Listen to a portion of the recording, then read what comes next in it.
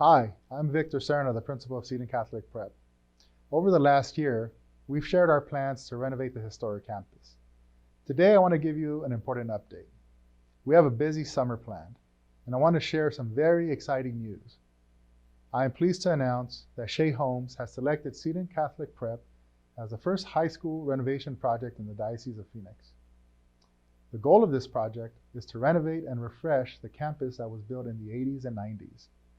This includes the front office and administration building, the restrooms, the cafeteria, the rest of the A building, the B building, the C building, and the D building.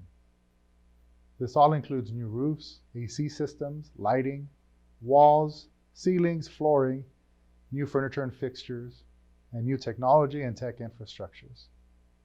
And it will give our students and faculty the modern learning spaces they deserve and create a more welcoming environment for visitors. This is not only an investment in our future, but it is an investment in our current students and staff. Our renovated facilities will match the same level of excellence in education and formation that our students currently receive, and Seton has historically been known for. This project is estimated to cost $2.7 million this summer. Shea Homes will provide project management and invest $1.5 million this summer to support the project.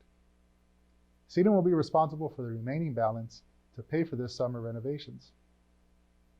The gala from last August gave us a jump start, and next year's Havana Nights event will give us an opportunity to fund this project. We will engage our Seton community and raise the rest of the funds in the coming months, and I encourage you to contact our advancement office if you would like to get involved. I look forward to sharing additional details in the near future. I want to thank you for your prayers and support. I would also like to thank the Diocese of Phoenix and the Catholic Schools Office. And I want to thank Shea Homes for their generous gift. May God continue to bless us all.